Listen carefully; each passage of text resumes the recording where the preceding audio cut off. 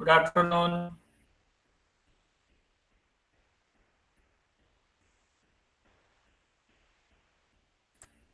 Can you guys hear me okay?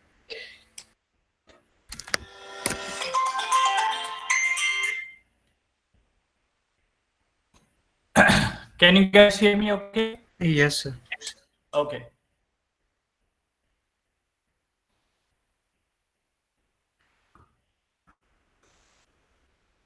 Okay. So let me start the recording.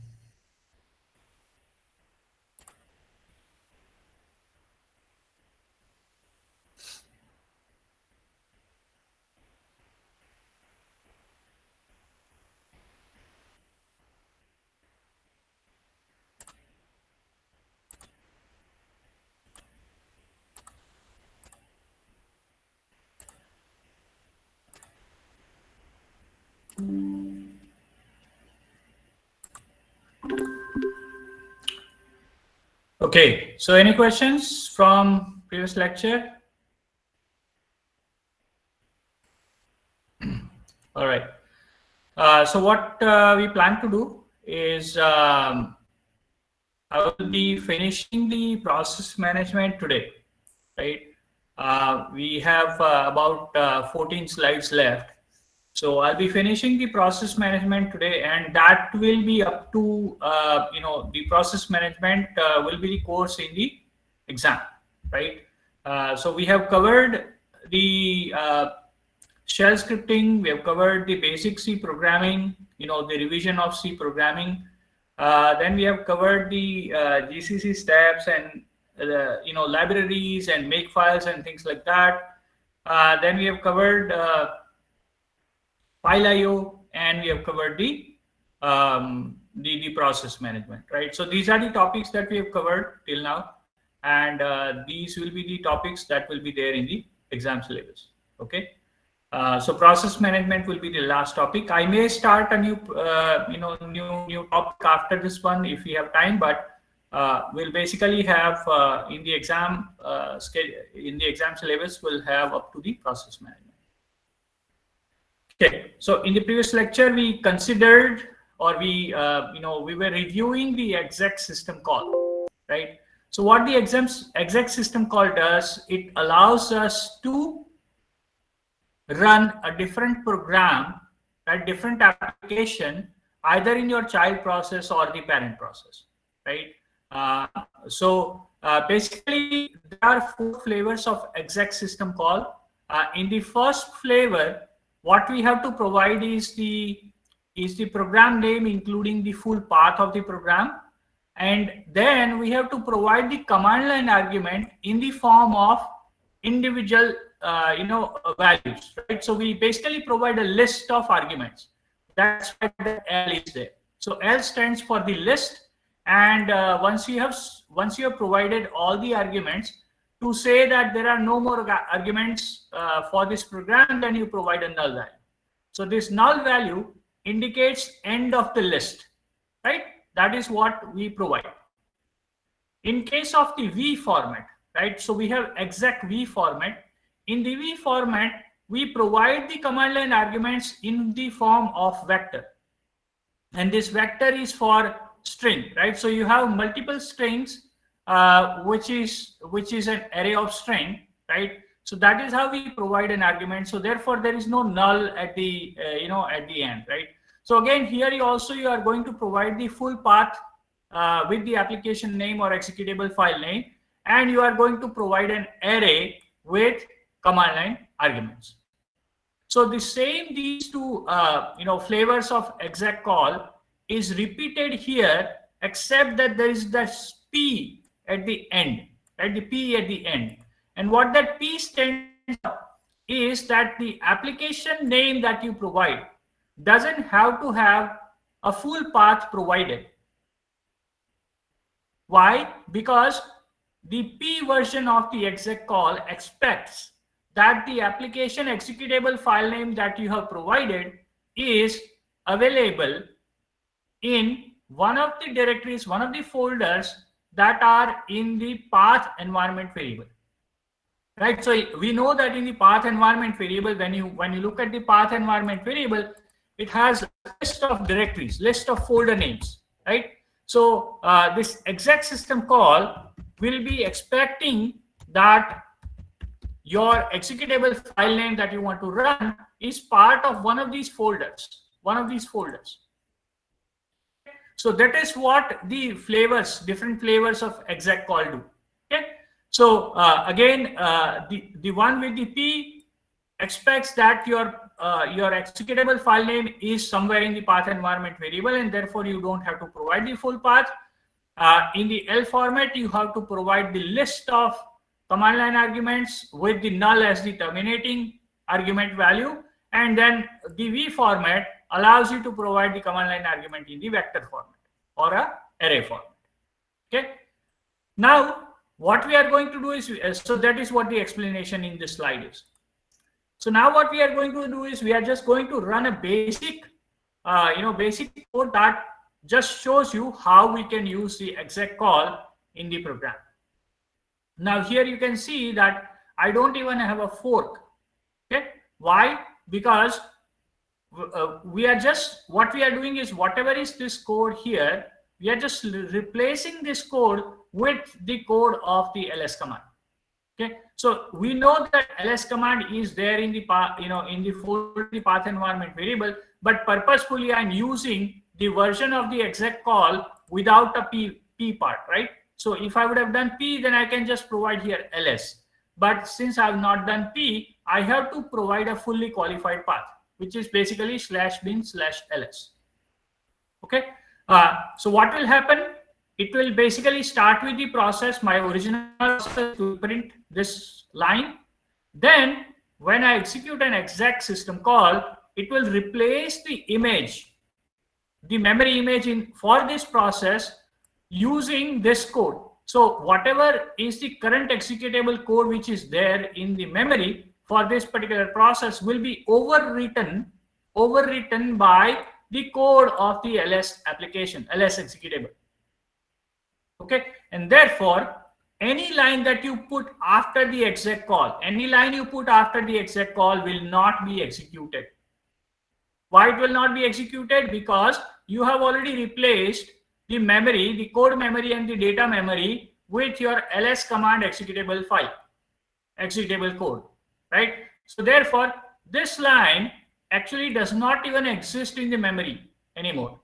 That line or this piece of code is overwritten by this piece of code. Okay, so here we have just replaced the original program, original process with the code of ls.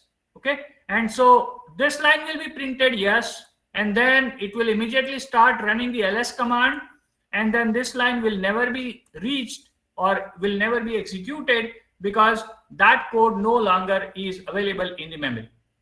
Okay, so let me show you an execution of that program so you know how it works.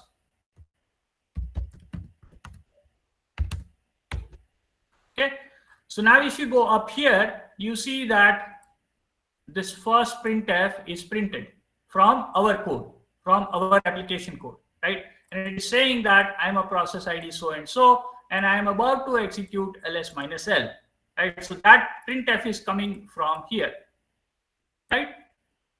And then the ls command gets executed, and so you see that this output is coming from the ls command, right?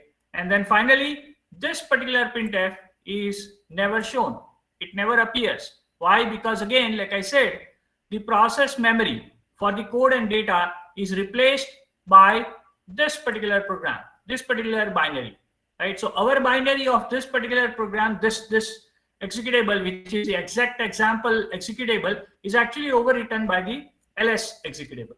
So therefore this line itself is not there in the memory. In fact, none of this code is there in the memory, right? So that's why it's not going to be able to run that printf.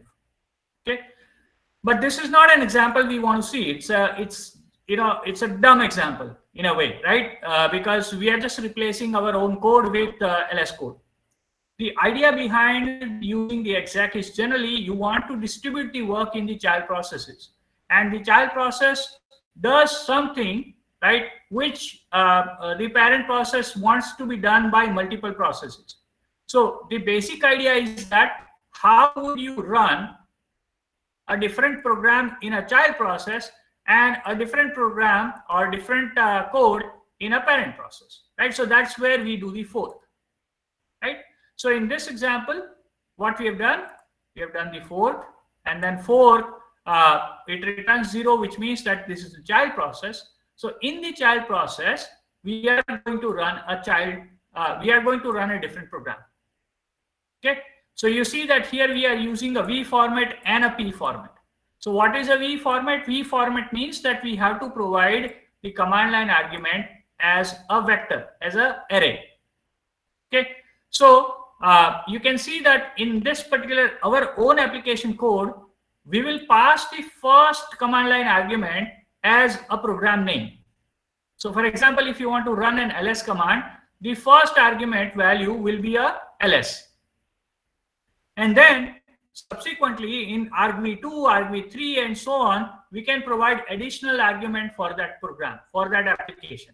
Okay, so for example, when you run ls minus l or ls minus ltr, so those minus ltr option comes into this program as argv2. Okay, but when you look at the actual program that when you run, like for example, when you run an ls code, right? In the ls code, always remember that, so let me actually draw you a picture a little bit. One second. Let me connect the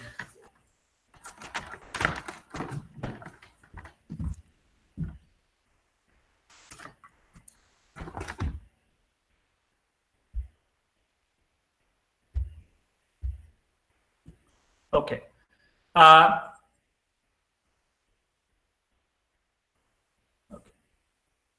So basically, let's assume that my application code is called a.out. Okay,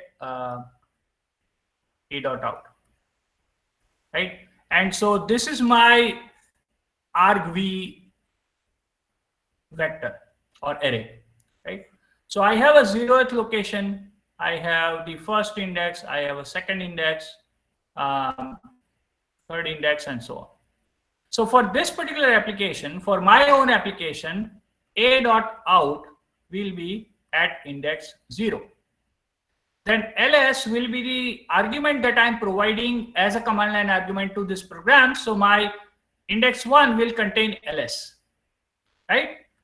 Argument 2 will contain, let's say, minus l or minus ltr, whatever the option I have provided for the ls program to run.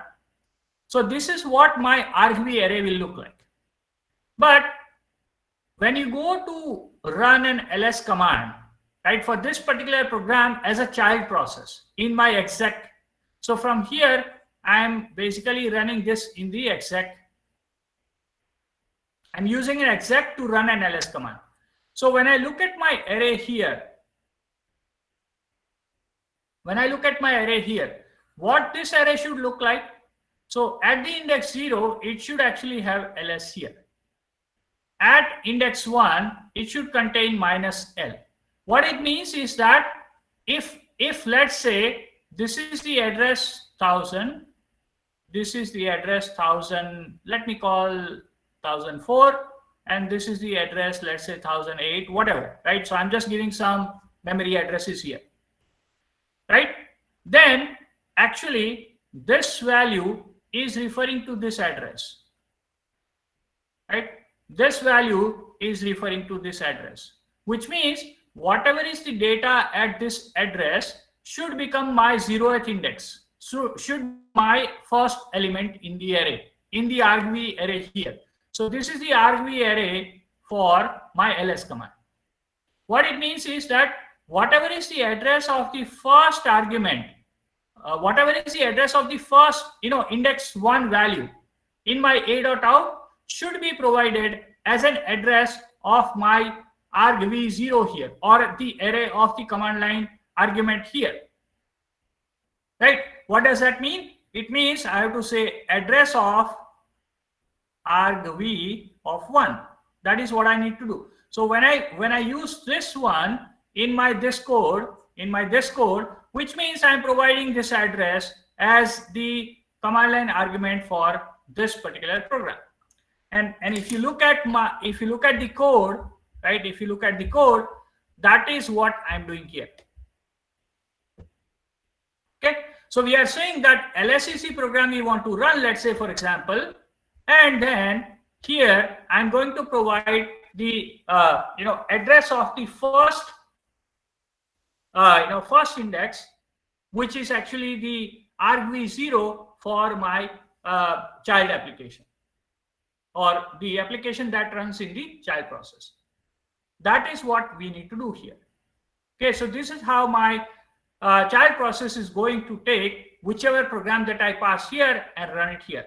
So again, if we run this process, or if we run this code,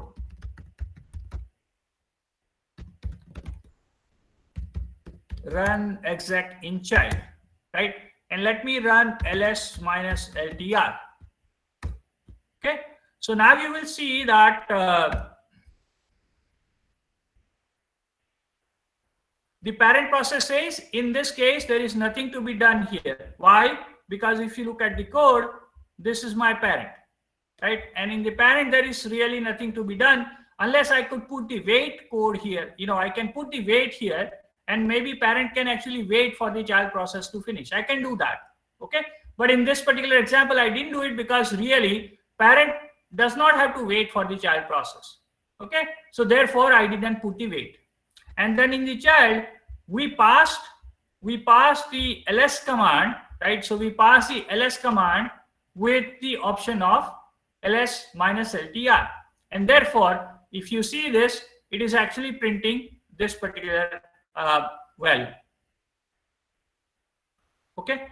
I could run a different program also. It doesn't have to be always ls. So let's say I can run ps minus ajxf. I can run that command also. So you see that as a child process, it is running a ps command. Okay. So in short, any application you want to run as part of child process, you can provide as a parameter over here. Okay, and you can run that. So this is how you can run a different program in the child process. Now, why we are learning this, right? So the question is why we are learning this.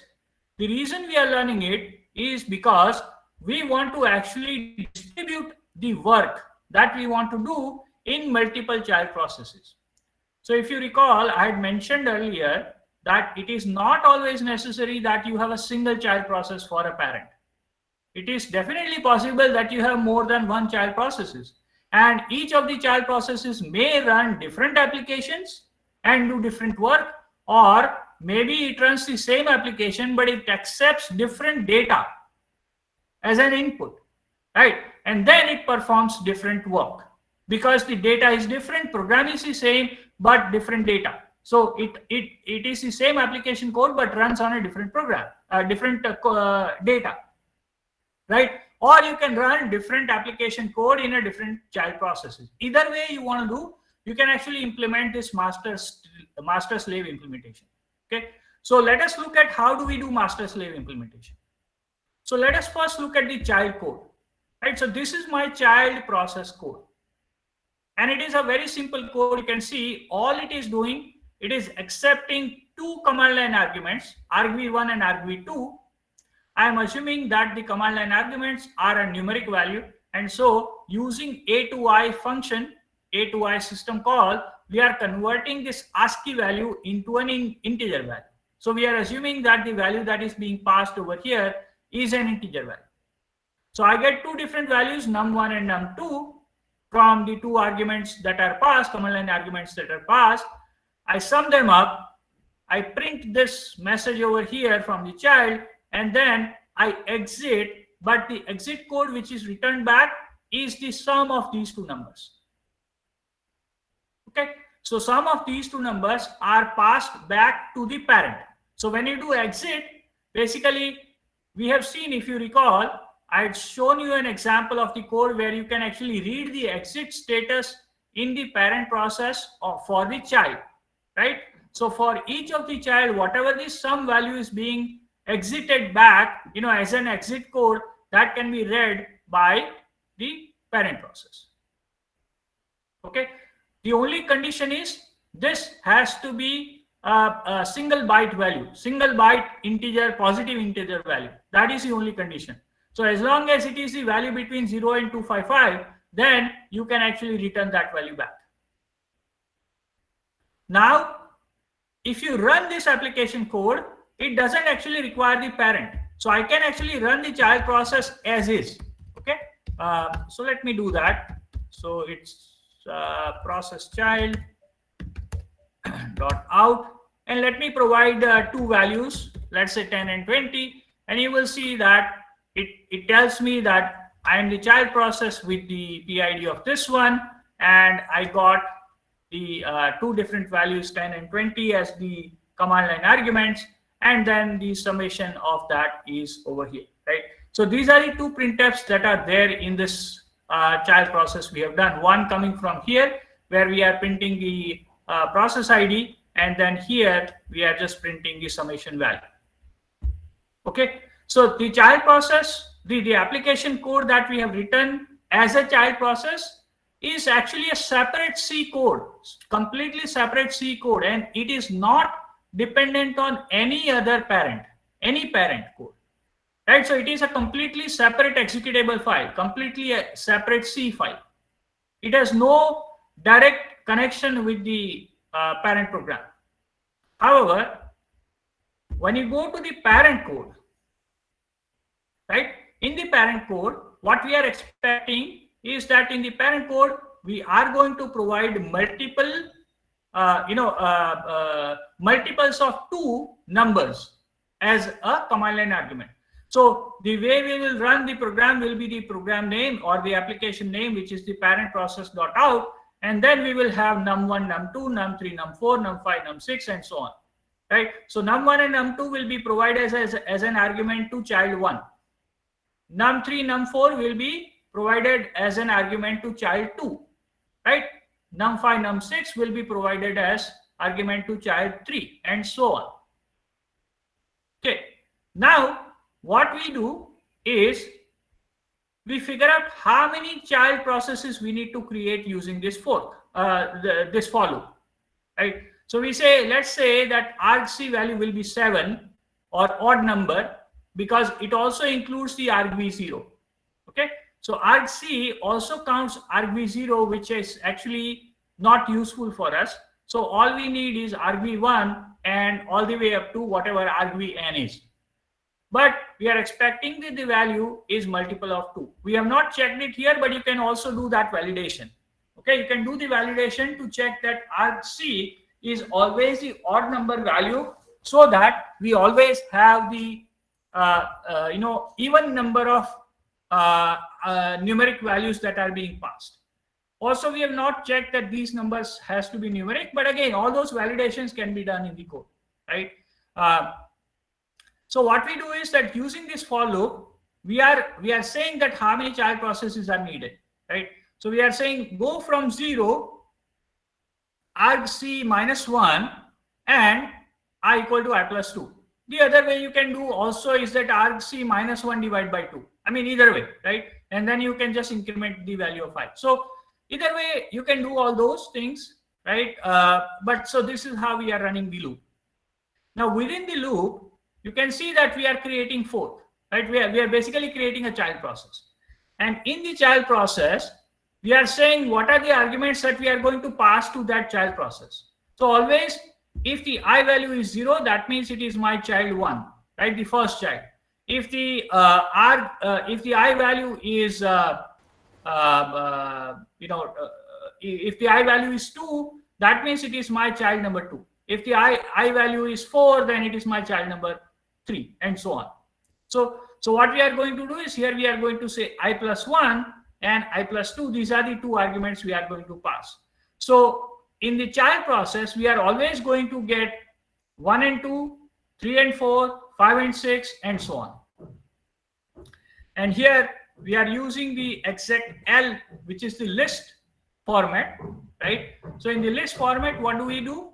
we provide the executable name, right, as the program that we want to run. And then this is my argv0 value. Okay, so argv0 also is the same as the program name, right? That is what we said. That is the example that I was showing you here. So let's say here should be my executable name of my child process. And then all the parameters that I am passing over here from argv1, argv2, and so on, right? So that is what my argv1 will be here, and my argv2 will be here, and I don't have any more parameters, so I'm just going to put the null. So when I do this, the child process, my child process, the executable file that I have here, this code will be executing using my exec command. And each time when this exec command will run in this for loop, right, in this for loop, each time a new fork will be done. The new fork will create a new child process, and in each of those child processes, my process underscore child.out will get executed. Now you will ask me the question that why this, why this fork will not get executed in the child process and it is only executed in the parent process. The reason being that, one second, I think somebody's working here, so I'm just going to use the headphone. Are you getting a background noise? Are you guys getting a background noise? Somewhat, yes. One second. So let me just use the headphone.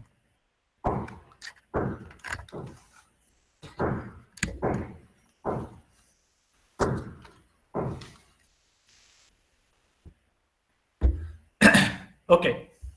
So basically, as I was saying, see, when you do exec, we said that we replace the code and the data area in the memory from this code, from this particular application code to the application code which is for this program, which means that all the child processes that we are creating are never going to go back into the for loop again, right? It is never going to go back into the for loop again. Why? Because as soon as the child process reaches here, the code and the data will be replaced by the child process's application code and data. So it will start basically putting the code of this one, and that the code of this particular process will be replaced. Okay, so the child process will never execute fork again.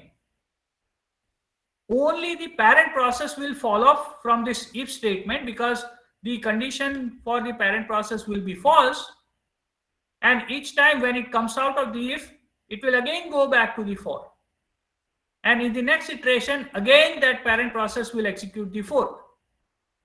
A new child process will be created, again that child process will start executing this code, and the parent will fall off again from the if, again it will go back up. So what I'm trying to say is that the iteration of the for loop will be executed only by the parent process and not by the child process, because every time when the child process comes here, the condition will be true, and therefore this particular application code will be replaced by this particular application code. Is that clear to everyone? I mean, you have to imagine the memory map in your mind, because it's not very I mean, I can draw a little bit here, but unless you can envision it, it will not be very easy to understand, right? Okay, so this is how the child processes will be created. Okay, this is how the child processes will be created. Now, once the child processes are created and once the child processes are passed this argument, we want the parent process to wait for all the child processes. Okay, so one option we had earlier was to put that wait in the else part. But the problem there is, if you put the else in the if you put the wait in the else part, what will happen? The first time when we go inside the for loop, the child process will go in this if part, the parent process will go in the else part, and immediately the parent process will be waiting for this child process which is just created, which means that until that first child process that was created finishes or terminates, the parent process will not come out of the wait mode. And therefore, once that child is terminated, the parent process will come out of the wait, it will do all that, again it will go back into the iteration, and then the second child process will be created. And then again it will wait for the second child. Right? So you see what is happening. It is not actually, we are not creating multiple child processes at the same time. We are actually creating child processes sequentially. Because every child process, when it is created, a parent process has to wait for that child process, which is not the way we want. Right? The way we want is we want to fork all the child processes at the same time, and then whichever child process finishes, we want to wait for all those child processes later. Right? So what we have done is we have not used the wait in this else part. Right? I have commented these lines out. Instead, we have created a new for loop here. And therefore, what will happen is this for loop, the first for loop will be executed by the parent process. All the forks will be done. Right? So whatever number of child processes we need will be created here. Right? And all those child processes will start running. Then once this the first loop is done, right, the first for loop is done, then only the parent process will fall down here, because we know that all the child processes will start executing only this code. Right? So child process will never come over here. Only the parent process will come here. And once the parent process comes here, then we put a wait loop. Right? So again, we are saying how many child we have created. For the same number of child, we are going to issue that many number of waits. Okay. So here what will happen is, while we are waiting for the child process, it could be any one of the child process that could finish first. And then the parent process will come out, right? And then when the next child process finish, again the parent process will come out, because we are waiting for that many waits. Right? We are doing, let's say if you have 3 child processes, then the 3 times the wait system call will be issued by the parent. Okay, so for each of the child, we have that many wait will be executed. And for each of the child, we basically get the exit code, right? The exit status code, which is the value, which is the sum value that is going to be sent back using an exit command from the child process. Okay, so this is how you can actually implement. So this is my master, right? My main program, my master program. And this is the task that I want to do as a child. Okay, this is the task I want to do as a child, and this is my master. So let me execute this code and show you how it works.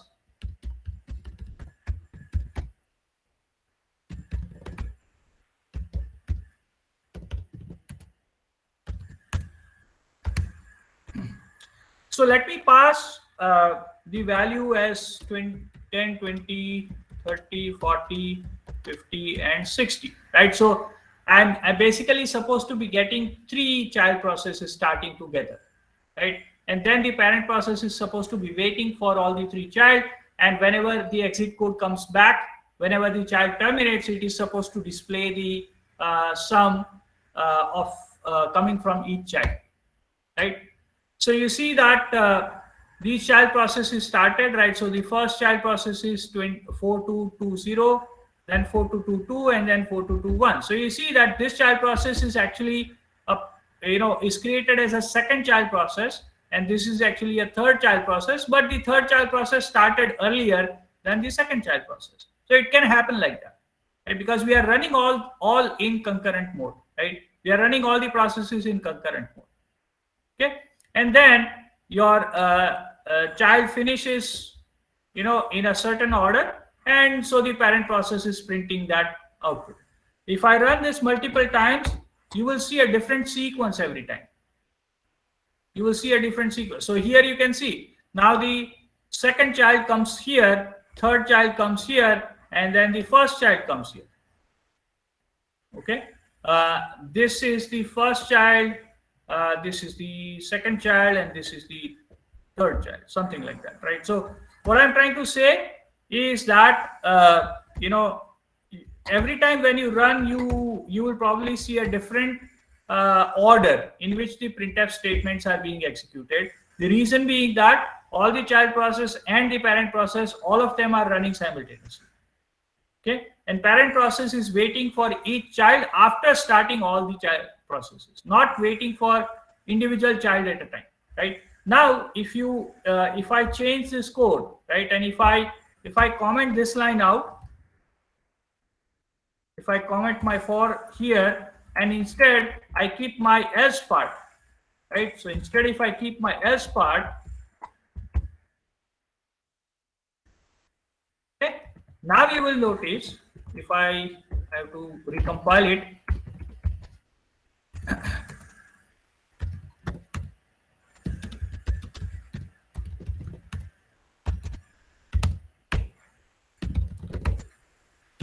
now if I run this code again, every time you will see exactly the same output, and it will always be that the first child finishes first, second finishes second, and third finishes third, every single time.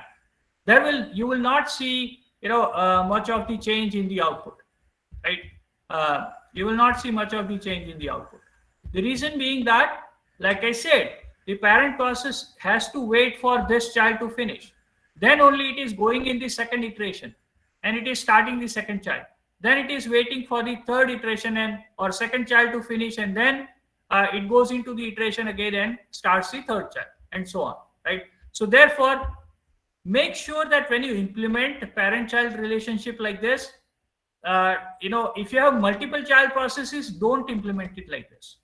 Because if you implement it like this, that means even though you think that you are running multiple child at the same time, you are really not, right? You are not really running all the child at the same time. You can only do that when you do this for here and not using this else part. Okay, please make sure you understand that very clearly. Any questions? No questions? Okay. So we have used, fork, exec, and wait call, right, so far. So if you have to implement all the three at the same time, meaning that you just want to run one particular different program in your parent process, then there is a simpler version of all these three combined system call in system, right? So system is a system call which will basically accept your program name as a parameter, and that it will run by using fork, exec, and wait, right? So you don't have to actually do you don't have to issue these three different calls differently in your parent process. All you have to do is system, and then that's it, right? So again, not very frequently this will be used, but this functionality is available to you in case if you want to use it. Now, we have seen that a lot of processes are created by us when you execute an application or run a GUI application or whatever. But how does operating system keeps track of information about the processes, right? So obviously one area that we know of is the PCB. Okay, but there are certain information which it has to keep track of and has to be stored in the disk. Okay, and what it does is there is a directory in your Ubuntu based environment, and that directory is called proc directory. So let me just open a new terminal window and cd/proc. Okay, so you will see that there is in this directory there are a lot of directories with these numbers, and these numbers are nothing but the directory with the process IDs. So if you do ps minus ajxf, you will find that these numbers, right, these process id numbers, for each one of them there will be a directory in my proc directory. Okay, so each one of those directories will be having each of those process id will be having a directory here. Now how do I know that? So what I can do is I can open a browser window, for example. Okay, I can open a browser window, for example, and then I can run ps minus ajxf and then grep Firefox. So Firefox is the application which is supposed to be running, right? So you see that I have this Firefox application running, right? And I have these process IDs which are related to the Firefox. Okay, so let's say if I pick, let's say this particular process ID 4445. Okay, and if I do cd 4445, and you will find a directory with that ID. Okay, so when you look at this directory, it will have certain other subdirectories or files, and it will have some important information about that particular process. So it will tell you that what are the memory maps, or what are the memory locations that this application, this process is using, what are the different file descriptors it is using. So let's say if I go to fd and if I do ls, it will tell you all the different file descriptors that it is using over here, right? So these are all the file descriptors it is using. It may have an information about the mounts, different file system mounts. It will have an information about the environment variables. There was somewhere env. Let me just do get env environment, right? So you can see that this environment file has the environment variable list information. If you say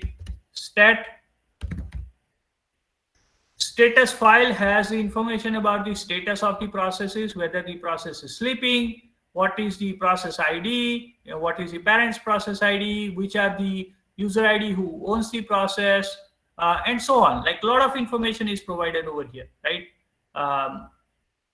It also provides how many times the process has context switched, right? Voluntary context switching, non-voluntary. So non-voluntary is basically your processor has told the process to switch, right? Context switch, right? Whereas this one is where, let's say there is some IO activity or some activity that was going on. So therefore the process has to go into the sleep mode because some major IO activity is supposed to be happening, right? Which CPUs are allocated to the process, what memory area is allocated to the process. All of that information you can actually find from from the directories here. Okay, so if you look at the next few slides, I got some of the information from this link here, kernel.org, where they have provided this proc.txt, and that proc.txt tells you that which of these files has what kind of information. So basically I've collected that data from there, and I've provided that information to you here. So again, this is something that we may not use on a day-to-day basis, but as a system programmer, we should be aware, or we should know that how Unix-based operating system keeps track of information for different processes. Okay. All right. Now we have used environment variables as part of the shell scripting, right? But very few people actually know and use environment variables as part of C programs. So if you want to have an access to the environment variables in C program, it is definitely available. Okay. However, you may not be aware of it. So what we will do is that first we will see this part. So let me just go to the code here and show you. So normally we are used to only declare main function using these two variables or these two arguments. Argc tells you the number of command line arguments, or count of the command line arguments, and this is where the actual values are, right, in this array. However, there is a third array which you can also use in the main function, and this array of string is nothing but the environment variables that are accessible or available in your C program. Okay, so whenever you run your C program from the terminal window, whatever environment variables are available on that terminal window, all of those are also available in your C program, and you can actually access them using using this particular array. So in this program, all simply we are trying to do is we are trying to read each string from this array, and we are just printing that string, which will basically have nothing but the strings of environment variables. Okay. So if I do close this one, close that one. If I do env is another, we know that it is a shell command that prints the list of environment variables, right? So these are all the environment variables we have in this terminal window. Okay.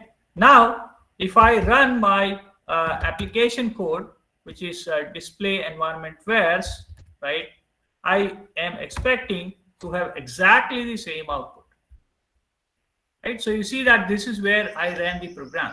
I ran my application, and you will notice that the list of environment variables are going to be exactly the same as the list of environment variables that you get over here.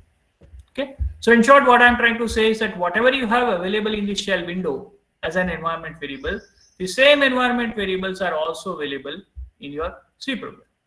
Okay.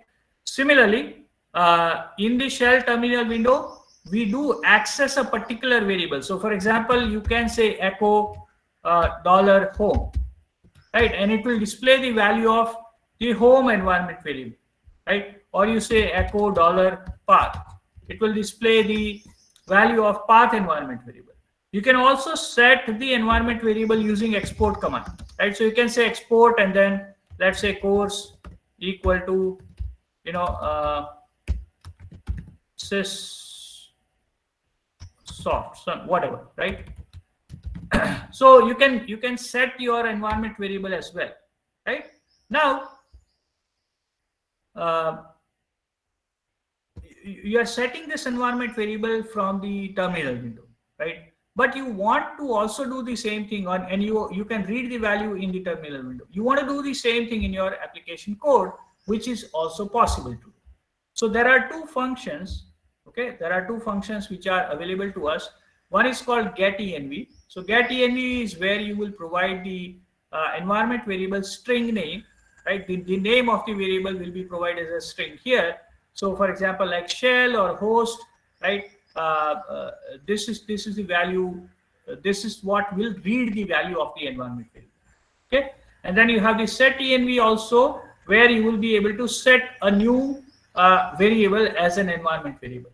However, remember that the set environment variable you are setting in the C program. So any process that is a child process of this one will have an access to that environment variable. Because remember what I said when we were, when we were considering the environment variable are accessible in the current process and all the child processes. Okay, they are not available in any other process. Local variables are only available in the current process, not even the child process, right? That is the primary difference between the two, right? So so you can actually set an environment variable in your C program, and if you do fork, right, from your C program, that environment variable will be available in the child process. Okay, so that is something that also you can do. So let me run that code again, and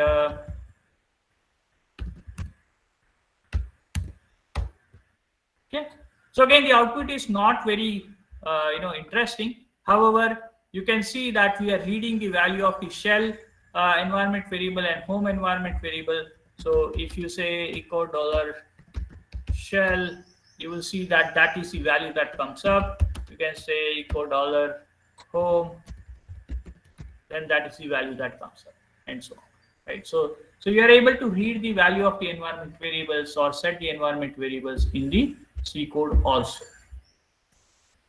Okay, so this is where we end with the process management. Okay, so this was the last topic I wanted to cover in the process management, and so that is where we end. So if you have any questions about the process management, I can take that, or else we continue. Any questions from anyone?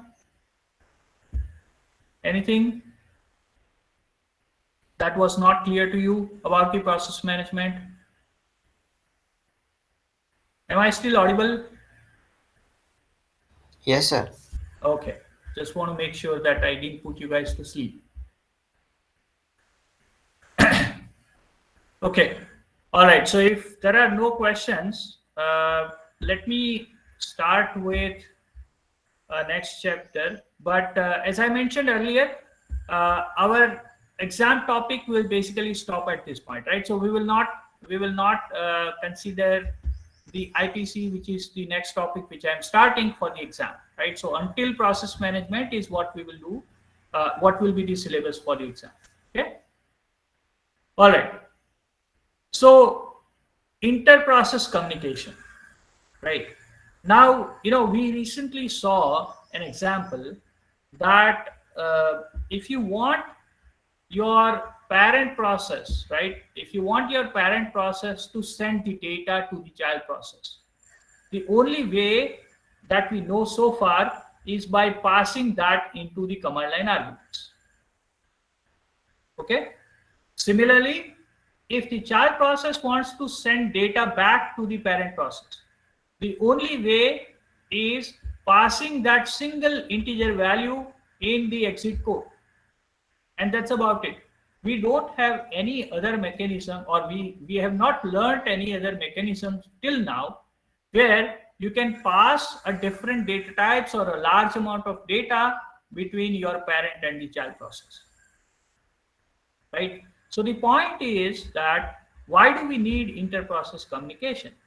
The reason we need inter-process communication is because you have two processes which does share file descriptors, which does share variables in the read-only mode, meaning that once the variables are created before the fork, right, and you share those variables after the fork, however, the updated value from the one process is not available to another process, right? So even though the variable names are shared, they are really two different variables.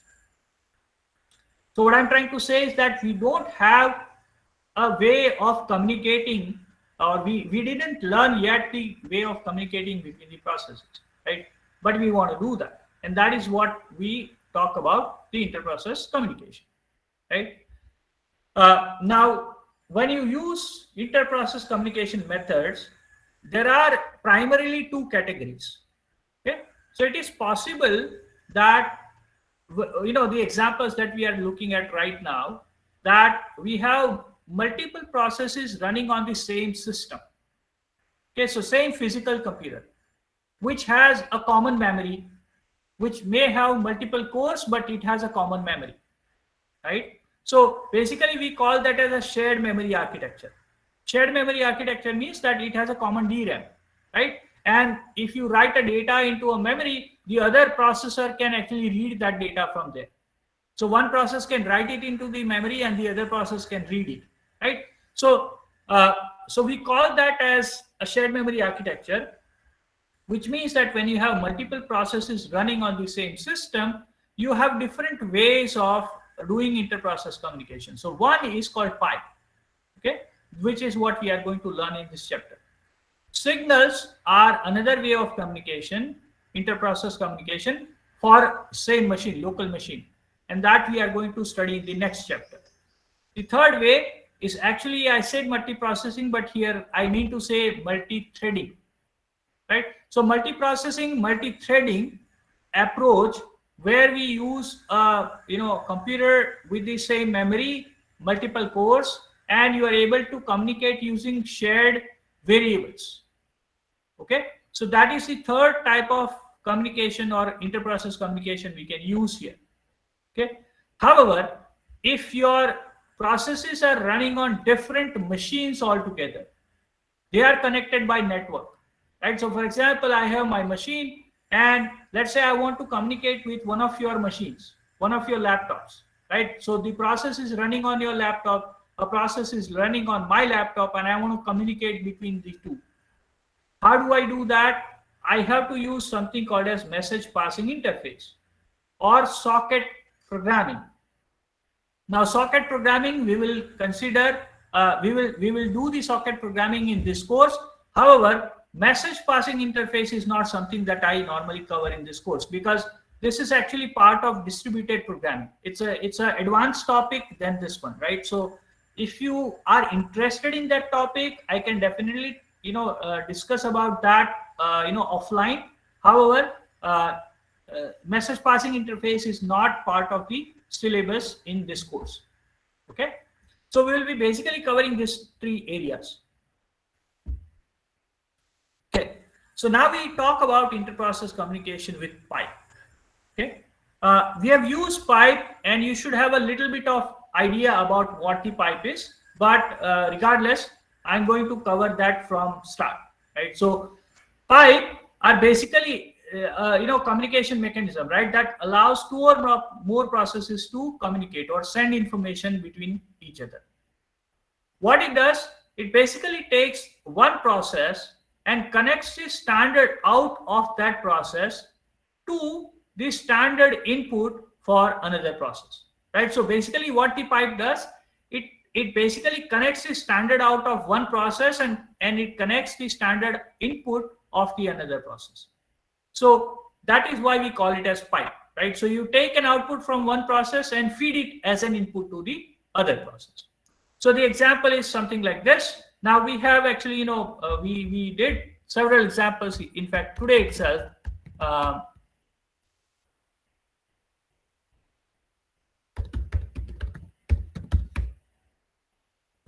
okay.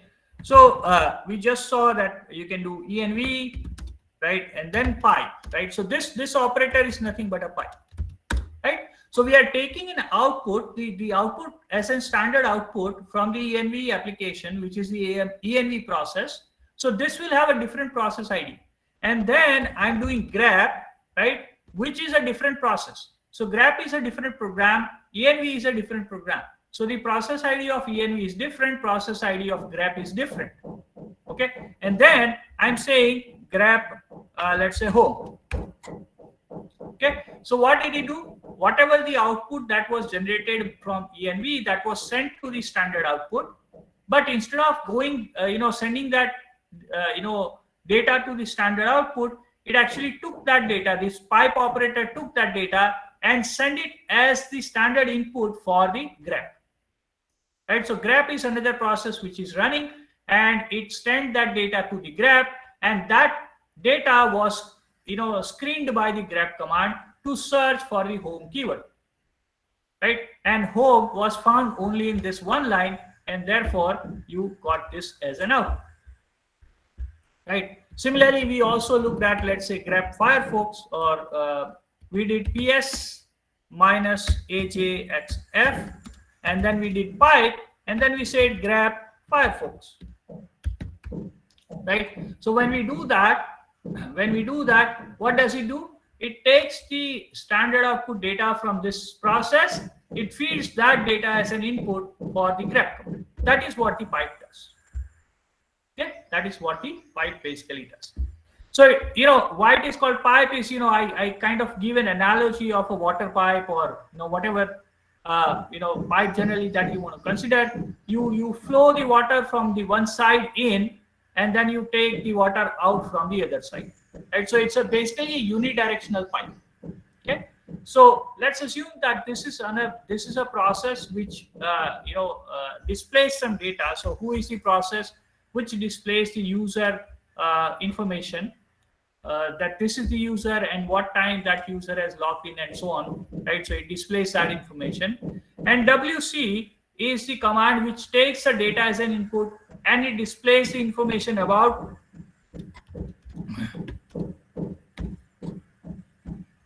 number of lines, right, number of words and number of characters.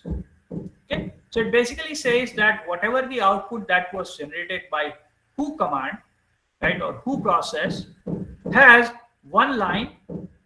It has one line. It has 5 words: 1, 2, 3, 4, and 5.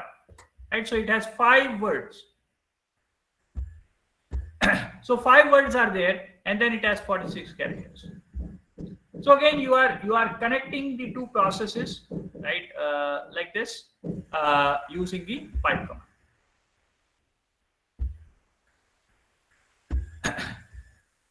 Okay. So we looked at why we need a pipe command, because as we said, if the child process wants to send the information, which is not just a single integer value, then how do we do it? Right? So child process can send larger amount of data. Similarly, parents wants to send also the data which is modified after the child process is created. So it can, if it is a static information which was stored before the fork command, that can be shared with the child. However, when the parents get some information from somewhere and wants to share that data with the child process, how do we do it? For example, let's say you have the parent process which is listening on some network port, right? So you are getting a data from the network, and you want that data to be processed by multiple child processes. So how do you disseminate that data, right? How do you distribute that data? You need some way of communicating between the process parent and the child, so that once the data is received, then the parent should be able to distribute it to them, distribute it to the multiple child processes, right? So again, you need something like that, and that is where we use pipes. Okay, so pipe, as you can see, it should have a writer process and it should have a reader process. So again, if we go back to this picture here, right?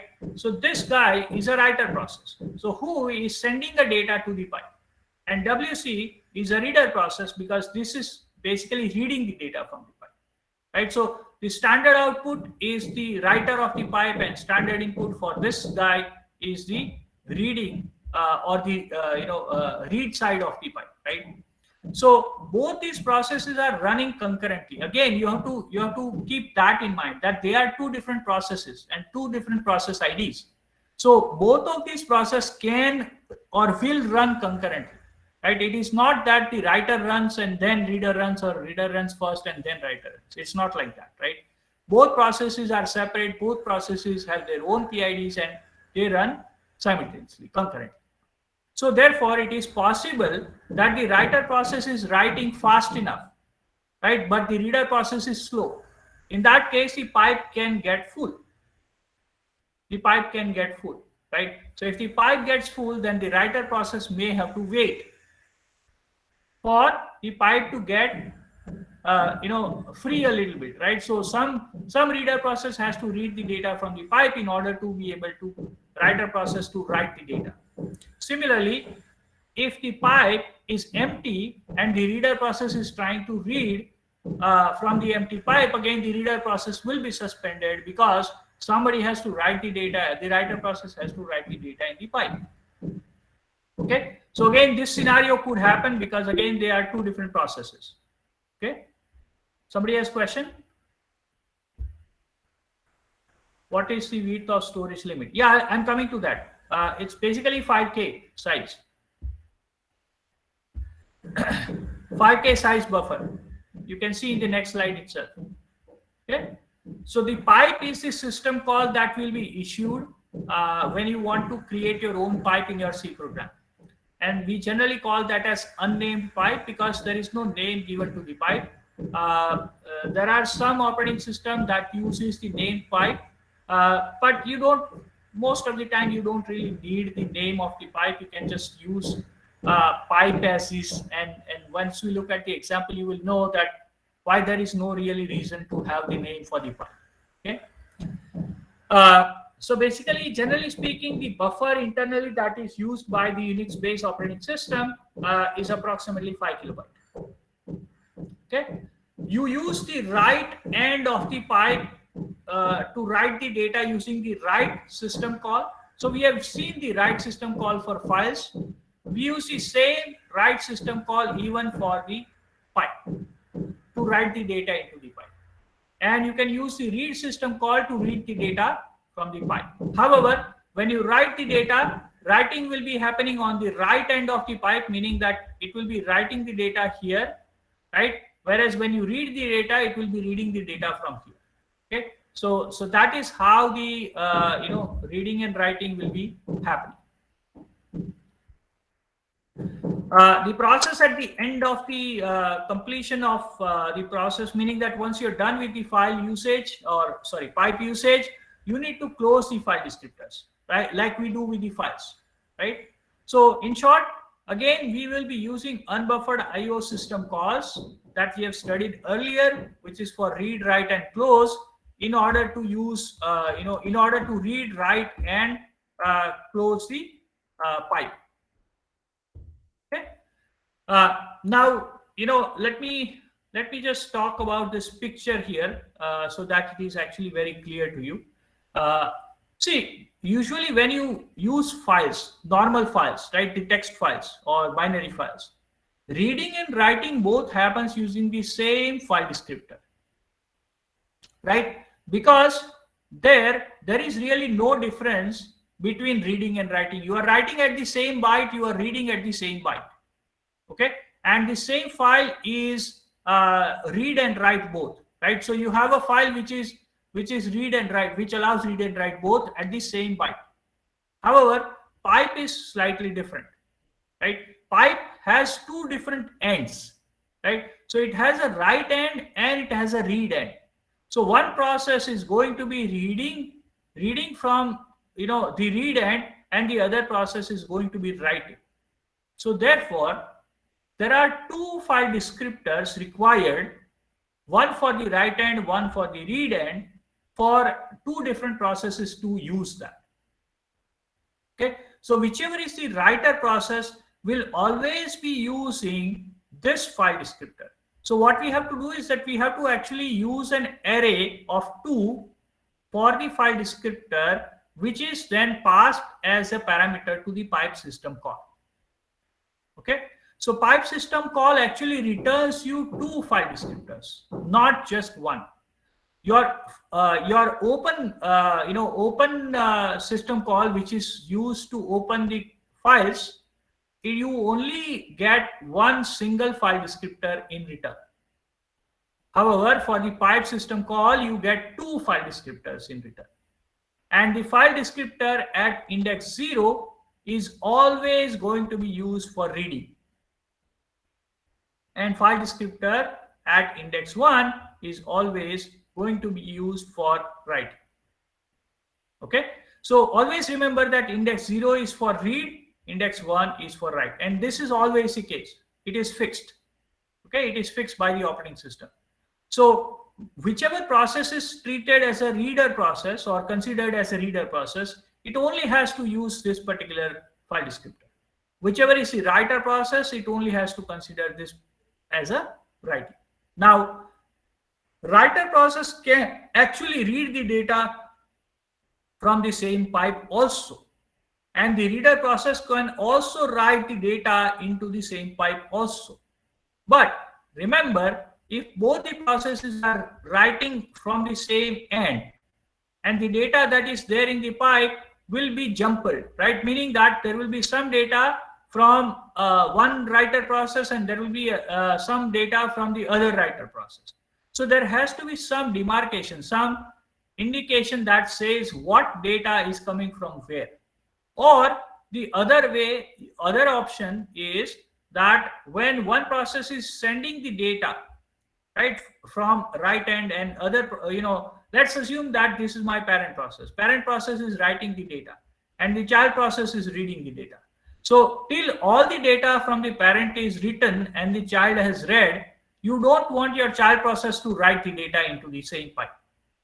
Okay, so that is something again you can handle in your application code, in your system programming code, right? So you can say that while parent is writing, child will only be reading, right? And then when child wants to write, parent will not be allowed to write. So something like that you have to do. You have to manage it like that, right? So that's why the pipe are called unidirectional communication. Unidirectional. It is not bidirectional.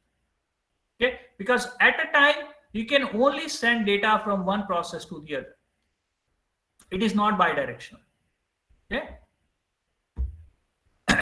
Okay. Now, whenever operating system implements read and write operation, it does have some conditions that is applicable. So, for example, if the process reads from the pipe whose write end is closed, meaning that the writer process has already closed the write area, right? The write file descriptor. Then the reader process will get a value 0 in return, indicating that there is no data going to be available by the writer, right? Because see, the writer has already closed its end, right? The writer end is already closed, right? So again, if we go back here, if this end is closed, then there is no data that's going to come out over here ever, right? So therefore, the reader process will get 0 in return.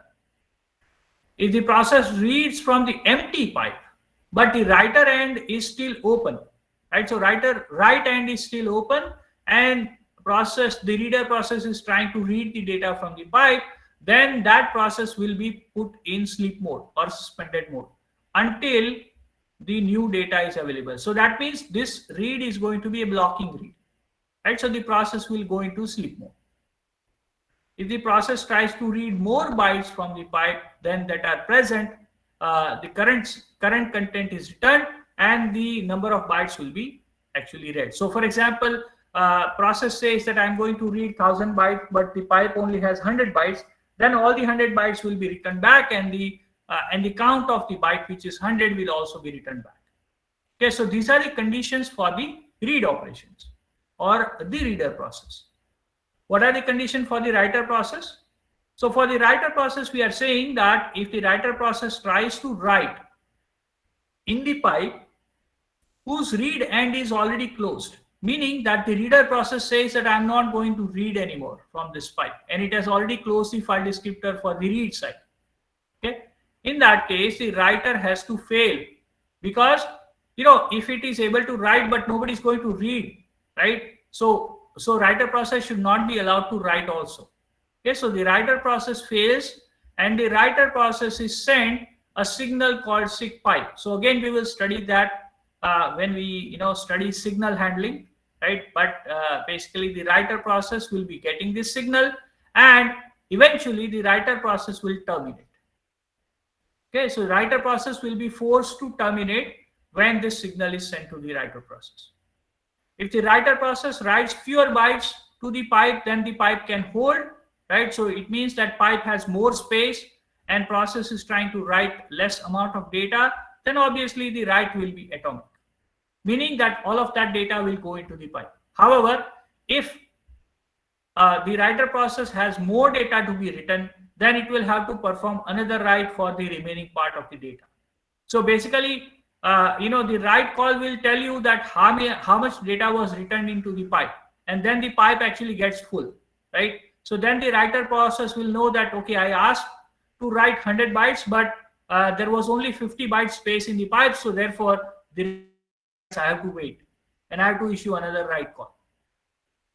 Okay, if the pipe call, when you issue a pipe call, if there is not enough space in the memory, right, for the buffer allocation, then the operating system will return you a -1 value. Otherwise, successful pipe call will get a +1 value. Okay. Now this read and write conditions are there, and we are actually going to see how the actual implementation of read and write calls are done in the operating system. But since we are over the time, I'll take that in the next lecture, because it's going to take probably 10 minutes or so more, right? So, we will basically study how the actual read and write are implemented by the operating system, for the pipe, right? But if you have any questions for the pipe as a general or introductory material, we can take that. Any questions from anyone? Sir, when we use that symbol for pipe standing line, Do it Yes. basically calls the pipe function? Yeah, yes. So see, that is the beauty of Unix-based operating system. All the system calls that are accessible to us, right? The operating system also uses the same system calls to internally implement all of these things, all of these functionality. And believe me, at the end of this chapter, using this connect command, I'm actually going to show you exactly how we can implement pipe in our own code. Like I showed you how we can implement pwd command. Similarly, I will show you how to implement a pipe operator in our own code.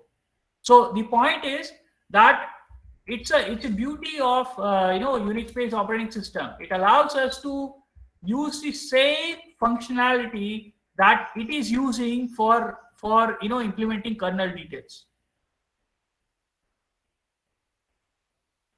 That is one of the primary, see, that is one of the primary reason a lot of people actually do system programming in Unix flavors, right? Windows is not open that much, right? I mean, from the Windows, we may not have a lot of details as to the real implementation details, because it was meant to be used by as a user friendly operating system, right? So Windows is meant to be used as a user friendly operating system, whereas Unix based operating system is more for programmers, more for people like us. Right, sir. Any other question? Okay, all right. Thanks everyone. I'll talk to you guys on Thursday. Hello, sir. Yeah, Sir, I was having a small question. Sir, you told that a pipe is like a communication link, right, between the writer process and the reader process. I'm sorry. Can you come again? Sir, in one of the slides, you mentioned that a pipe is a communication link. Yeah. Sir, what do we mean by a communication link in this context?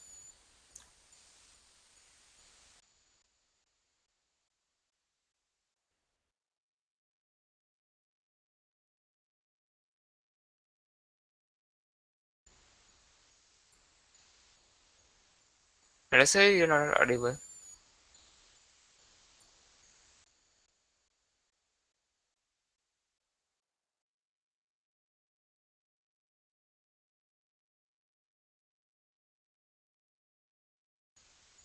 Hello, sir.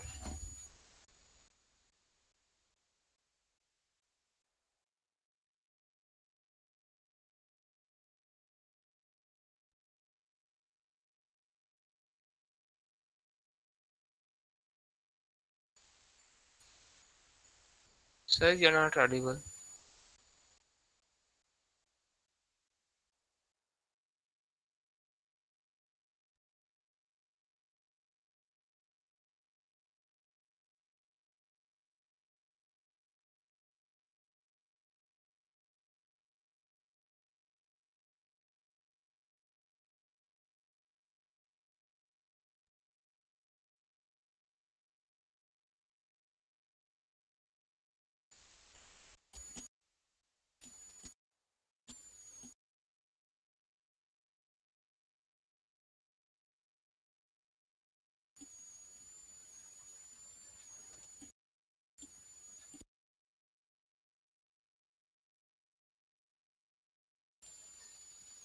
Hello, is sir audible?